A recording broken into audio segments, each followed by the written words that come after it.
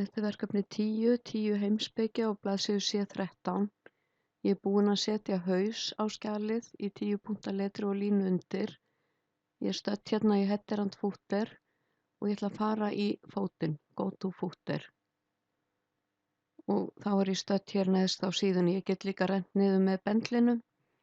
Ég fer hér í page number, vel current position og plain number. Ég get smellt hérna á home flipan og miðjuskipunina, en ég get líka haldið niður í Ctrl og E samtímis á lyklaborðinu. Það er flýtiskipun fyrir miðjun. Ég ætla að sýna ykkur í öðrum myndskeiðum hvernig þið breytið texta eða skipunum. Þannig að ég ætla að vista eða tvísmetla hérna á skjalið og ég ætla að vera stödd hérna fremst í skjalinu og byrja að breyta.